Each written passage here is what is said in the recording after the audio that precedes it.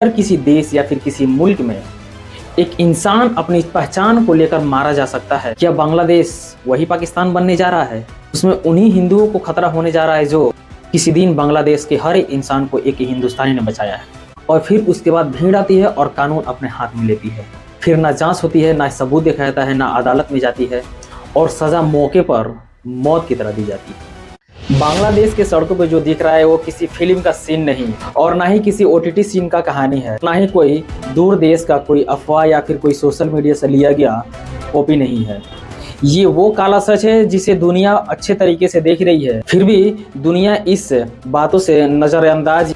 शायद ये सच अनकंफर्टेबल करता है। ये सच, ये हकीकत, ये आरामदेह नहीं है, लेकिन ये सच है आज के बांग्लादेश का,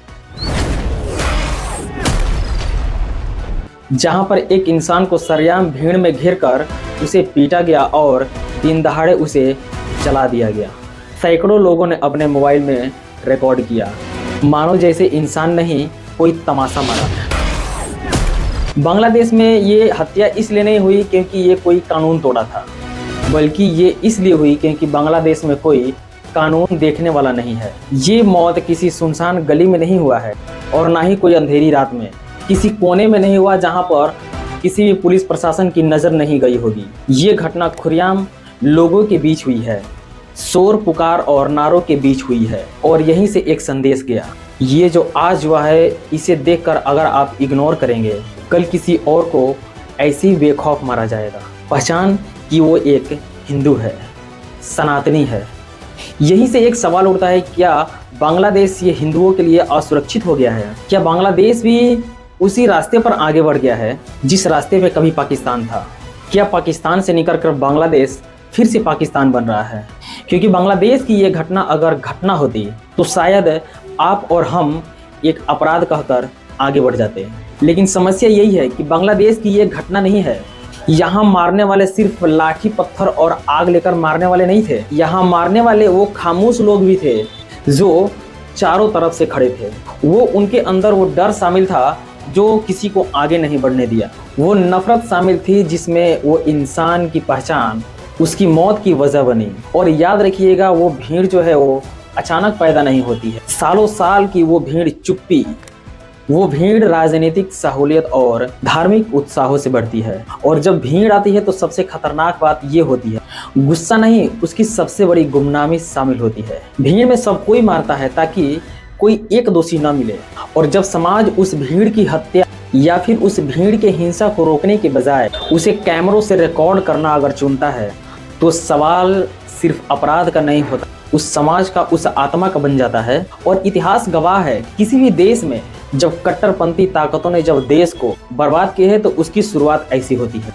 बांग्लादेश में जिस भीड़ ने इस व्यक्ति को जो मारा, उसका नाम दीपू चंद्र दास था। इस व्यक्ति का कोई आपराधिक इतिहास नहीं था, इसने ना ही कोई हथियार उठाया था और ना ही कोई हिंसक पृष्ठभूमि थी और ना ही बांग्लादेश में वो कोई बड़ा नेता था या आंदोलन निकाला था। वो सिर्फ एक आम नागरिक था, सिर्फ एक आम नागरिक जो एक जैसे गरीब सुकून सी जिंदगी जीना चाहता है, कम पैसों में कमाना और अच्छे से अपना जीवन को व्यतीत करना। लेकिन इस व्यक्ति पर बांग्लादेश ने आरोप लगाया इसके नेता का। हालांकि सबसे बड़ी बात यह है कि इस व्यक्ति को जब मार डाला गया और जब जांच हुई तो पता चला कि ऐसा कोई सबूत है ही नहीं। अरे जिस इंसान को पीट पीट कर मार दिया गया, सरेआम रोड पर जला दिया गया, जिस आरोप से मारा गया, वो आरोप कानून के कसौटी पर खड़ा ही नहीं रहा। और यहीं से सवाल उठता है कि आखिर क्यों बांग्लादेश की जब प्रमुख सुरक्षित एजेंसी रैपिड एक्शन बटालियन कहती है कि दीपू के खिलाफ कोई ऐसा पुष्ट सबूत है ही नहीं। ये हम नहीं कह रहे हैं, ये उनकी सुरक्षा एजेंसी कह रही है। यानी कि जिस अपराध के लिए एक व्यक्ति को एक जानवर से भी बदतर मौत दिया गया, इंसान जहां जानवर बन गया, वहां तो अपराध है ही नहीं। तो फिर सवाल उठता है कि सजा किसने दी? आखिर सजा देने वाला है कौन? क्या बांग्लादेश के प्रशासन की जो ताकत है वो क्या आम पब्लिकों को दे दिया है? कि कोई भी आम जनता को सजा देने वाला सरकार को कानून नहीं, बल्कि आम जनता खुद से डिसाइड करेगी कि उसे क्या करना है और क्या नहीं करना है। अगर उसके मौत का जिम्मेदार ये भीड़ है तो भीड़ में डर क्यों नहीं दिख रहा है? भीड़ के अंदर जो इंसान है, उस इंसान को मोबाइल और कैमरा चालू दिख रहा है, तो फिर उस भीड़ में डर कहाँ है? क्या यह प्रत्यक्ष नहीं दिख रहा है कि बांग्लादेश की जो कानून है वो पूरी तरीके से खत्म हो चुकी है? क्योंकि भीड़ हावी तभी होती है जब कानून खत्म हो जाता है, या फिर उस भीड़ को कानून का साथ मिल जाता है। यहीं से ये मामला और बेचैन करता है। फिर वहीं से सवाल उठता है कि क्या बांग्लादेश में हिंदू सुरक्षित हैं, सनातनी सुरक्षित हैं? ये सवाल भावनाओं से पैदा नहीं हुआ है। बांग्लादेश में हिंदुओं को सुरक्षा का सवाल उस घटनाओं से पैदा हुआ है जो बार बार दोहराया जा रहा है। दीपू चंद्र दास की हत्या में किसी ने भी आज तक नहीं पूछा कि दीपू दलित था, ब्राह्मण था, क्षत्रिय था या कोई वैश्य था, क्योंकि बांग्लादेश में जो कट्टरपंथी ताकत जगी है उन्हें इस बात से कोई फर्क नहीं पड़ता।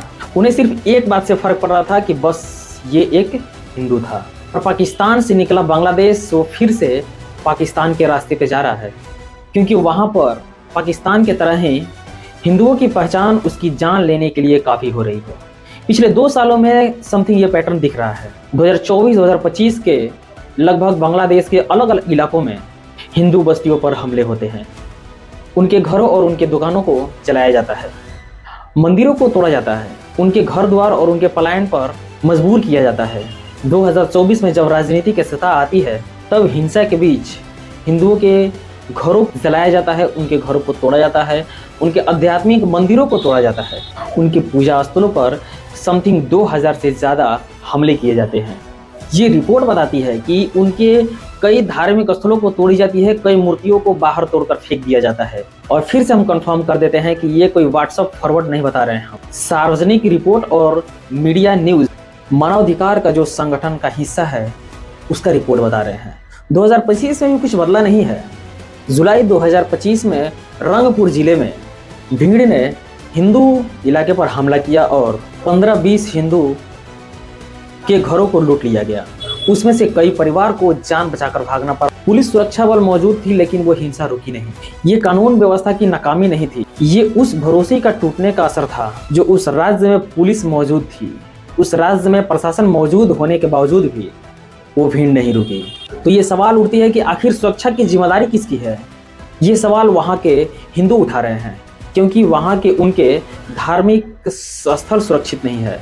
ये किसी संस्था पे हमला नहीं था, ये उस धार्मिक संस्थान पर हमला थी। और जब किसी समाज में धार्मिक स्थल असमर्थ होने लगती है तब अल्पसंख्यक होना अपने आप धार्मिक बन जाता है। और इसलिए हम बार बार कह रहे हैं कि क्या कि बांग्लादेश में भी एक पाकिस्तान की तरह हिंदुओं को जान सुरक्षित नहीं रहेगी, क्योंकि ज़्यादातर मामलों में कहानी एक जैसी है। पहले अफवाह फैलाई जाती है, फिर धर्म का अपमान या इसकी निंदा का आरोप लगाया जाता है, और फिर उसके बाद भीड़ आती है और कानून अपने हाथ में लेती है। फिर ना जांच होती है, ना सबूत दिखाया जाता है, ना अदालत में जाती है, और सज़ा मौके पर मौत की तरह दी जाती है। ये न्याय नहीं है, ये भीड़ का शासन है। और इतिहास गवाह है कि जहाँ भीड़ न्याय करने लगती है वहाँ सबसे पहले निर्दोष और अल्पसंख्यक की मौत होती है। और इस डर को समझने के लिए हमें कोई ज़्यादा दूर जाने की ज़रूरत भी नहीं है। ये एक न्याय की हत्या है, क्योंकि जब किसी को किसी न्याय या फिर किसी अदालत के मौत की सज़ा दी जाती है, बिना कोर्ट या बिना अदालत के सुनवाई को मार दिया जाता है, वो किसी धर्म का सम्मान नहीं करता, वो एक सिर्फ इंसानियत को चोट पहुंचाता है। इसलिए सवाल सिर्फ आज एक दीपू का नहीं है, सवाल यह है कि जो आज बचे हैं उनका क्या होगा। क्योंकि अगर किसी देश या फिर किसी मुल्क में एक इंसान अपनी पहचान को लेकर मारा जा सकता है तो खतरे में ना कोई धर्म है या फिर ना ही कोई राज्य, सिर्फ इंसान है। तो जब इंसान खतरे में होता है तो समाज वहाँ का सुरक्षित नहीं होता है। और आज बांग्लादेश में हिंदू समाज सुरक्षित नहीं है। इसलिए बेहतर है कि इस अनकंफर्टेबल ट्रुथ पर आंखें फेरने की जगह आंख मिलाई जाए। आंख मूंद लेने से हादसे नहीं टल जाते हैं। आवाज़ उठाइए ताकि आपके देश की सरकारें सुन सके आपकी बातें, ताकि ये आवाज़ें वहाँ तक पहुँच सके, ताकि जो बचे हैं वो जिंदा बच सके। लेकिन जाते जाते एक सवाल कि जिस पाकिस्तान से जो बांग्लादेश निकला, बांग्लादेश के इंसान को हिंदुस्तान ने बचाया, क्या बांग्लादेश वही पाकिस्तान बनने जा रहा है? उसमें उन्हीं हिंदुओं को खतरा होने जा रहा है जो किसी दिन बांग्लादेश के हर एक इंसान को एक हिंदुस्तानी ने बचाया है। जो भी सोचते हैं कमेंट में ज़रूर बताएंगे। उम्मीद करते हैं कि अभी आंखें खुलेंगी, और अब नहीं खुली है तो आंखें बांग्लादेश की ओर मोड़ कर देखिए। ज़रूर कमेंट कीजिए। All eyes all Bangladeshi Hindus. जय हिंद, जय भारत, नमस्कार।